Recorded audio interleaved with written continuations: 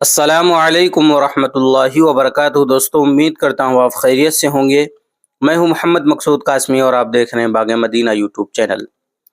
جمعیت علماء ہند کی قانونی جدوجہد کی تاریخ میں آج ایک اور کامیابی کا باب جڑ گیا،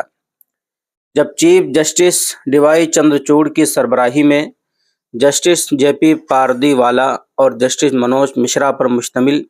ایک بینچ نے ان تمام نوٹسوں پر روک لگا دی جو مختلف ریاستوں، خاص طور پر اتر پردیش حکومت کے ذریعے مدارس کو جاری کیے گئے تھے، اور اس میں کہا گیا تھا کہ عدالت کی طرف سے مزید نوٹس جاری کیے جانے تک کی مدت کے دوران اس تعلق سے اگر کوئی نوٹس یا حکم نامہ مرکز ریاست کی طرف سے جاری ہوتا ہے تو اس پر بھی بدستور روک جاری رہے گی۔ اس کے ساتھ ساتھ عدالت نے مرکز اور ریاستوں سے 4 ہفتے کے اندر اپنا موقف پیش کرنے کو کہا ہے۔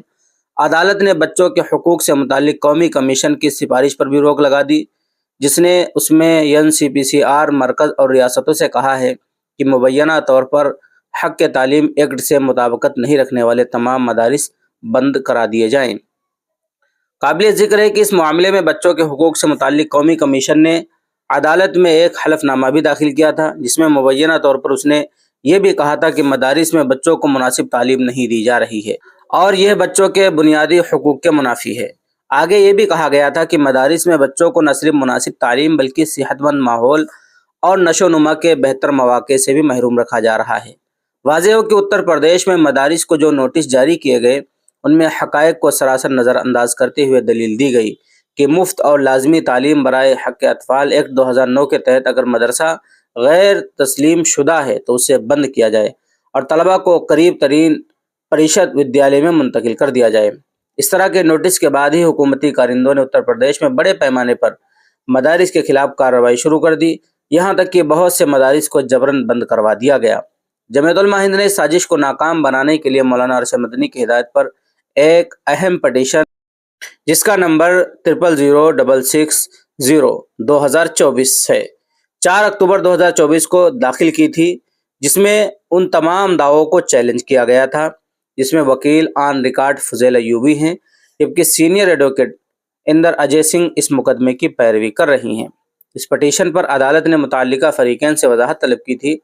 اور آج چیف جسٹس کی سربراہی والی بینچ نے مدارس کے خلاف جاری تمام نوٹسوں اور کارروائیوں پر روک لگاتے ہوئے مرکز اور ریاست کو اپنا موقف پیش کرنے کے لیے 4 ہفتے کی مہلت دی ہے۔ آج سماعت کے دوران سینئر ایڈوکیٹ اندر اجے سنگھ کے علاوہ کوئی اور وکیل عدالت میں پیش نہیں ہوا۔ جمعیت علماء ہند کے صدر مولانا ارشد مدنی نے سپریم کورٹ کے اس فیصلے کا استقبال کیا اور یہ امید ظاہر کی کہ حتمی فیصلہ بھی مدارس کے حق میں آئے گا اور آئین کے احکامات کی صریحاً خلاف ورزی کرنے والی طاقتوں کو منہ کی کھانی پڑے گی۔ انہوں نے اس بات پر افسوس کا اظہار کیا ہے کہ آئین میں ملک کی اقلیتوں کو جو خصوصی اختیارات دیے گئے ہیں اب انہیں چھین لینے کی طرح طرح کی سازشیں ہو رہی ہیں۔ انہوں نے کہا کہ آئین کی دفعہ 30 نمبر 1 کے تحت تمام اقلیتی تعلیمی اداروں کو جہاں تحفظ دیا گیا ہے، وہیں دفعہ 25 کے تحت ضمیر کی آزادی اور دفعہ 26 کے تحت اقلیتوں کو اپنی مذہبی تعلیمی اداروں کے انتظام و انصرام کی مکمل آزادی دی گئی ہے۔ سپریم کورٹ بھی متواتر یہ تبصرہ کرتی رہی ہے کہ ان دفعات کے تحت اقلیتوں کو جو اختیارات دیے گئے ہیں ان میں کسی طرح کی مداخلت نہیں کی جا سکتی۔ مولانا مدنی نے 2014 میں سپریم کورٹ کی 5 رکنی بینچ کے ان فیصلے کا بھی حوالہ دیا جس میں کہا گیا ہے کہ حق تعلیم ایکٹ 2009 کا اطلاق ان تعلیمی اداروں پر نہیں ہوگا جو اقلیتوں کے ذریعے چلائے جا رہے ہیں۔ انہوں نے مدارس کے خلاف ہونے والی سازش کا پردہ چاک کرتے ہوئے کہا کہ جو لوگ مدارس کے خلاف یہ سب کر رہے ہیں وہ مدارس کے ماحول اور کردار سے نابلد۔ مولانا مدنی نے آگے کہا کہ جس حق تعلیم ایکٹ کو ذریعہ بنا کر مدارس کو بند اور ختم کرنے کی سازشیں ہو رہی ہیں، اس کی دفعہ 1(5) میں کہا گیا ہے کہ ایکٹ کی کوئی شق مدارس، پاٹھشالہ اور اس طرح کے دیگر تعلیمی اداروں پر لاگو نہیں ہوتی۔ انہوں نے کہا کہ جمعیت علماء ہند کا تعلق مدارس اسلامیہ سے، ہمارے سارے اکابر یہیں سے پڑھ کر باہر نکلے۔ در حقیقت جمعیت علماء ہند مدارس اسلامیہ کی آواز اور ان کا ذہن ہے۔ فرقہ پرست طاقتیں اس تاریخ سے بھی نابلد ہیں کہ یہ مدارس ہی ہیں جب پوری قوم سو رہی تھی تو انہوں نے ملک کو غلامی سے آزاد کرانے کا سور پھونکا۔ مولانا مدنی نے آگے کہا کہ اس سازش کو ناکام کرنے اور آئین کو بچانے کے لیے ہی ہم نے سپریم کورٹ کا رخ کیا تھا، اس لیے کہ اگر یہ سازش کامیاب ہو جاتے تو پھر آئین کا بھی کوئی جواز نہیں رہ گیا، اس کی حیثیت بیکار اور بے فیض کتاب جیسی ہو کر رہ جائے گی۔ ہم ایک بار پھر فرقہ پرست طاقتوں کو یہ باور کرا دینا چاہتے ہیں کہ ملک کے آئین اور قانون کے دائرے میں ہی مدارس اسلامی اپنا کام کر رہے ہیں اور انہی کی وجہ سے ملک میں اسلام کی نشو و نما ہو رہی ہے۔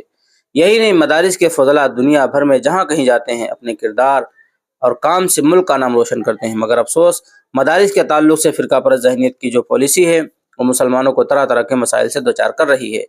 جمعیت علماء ہند اپنے آئینی اور قانونی حق کا استعمال کرتے ہوئے عدالت گئی، الحمدللہ اس کا بہتر نتیجہ سامنے آیا اور مدارس کے خلاف ہونے والی ریشہ دوانیوں پر روک لگ گئی۔ بلکہ ہم تو یہ کہیں گے کہ ہندوستان کے آئین اور دستور کے خلاف جو لوگ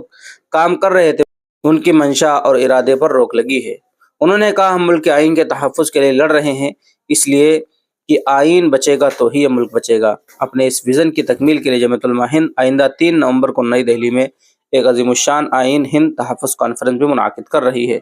تو دوستو امید کرتا ہوں پوری بات آپ حضرات کو سمجھ میں آ گئی ہوگی کہ جمعیت علماء ہند کی ایک اور بہت بڑی جیت ہوئی سپریم کورٹ میں۔ اب آپ حضرات کا اس کے متعلق کیا کہنا ہے نیچے کمنٹ کیجئے۔ پہلی بار چینل کو دیکھنا سبسکرائب بھی کر سکتے ہیں۔ چلیے پھر ملتے ہیں انشاءاللہ جلدی کسی نئے ویڈیو میں۔ السلام علیکم ورحمۃ اللہ وبرکاتہ۔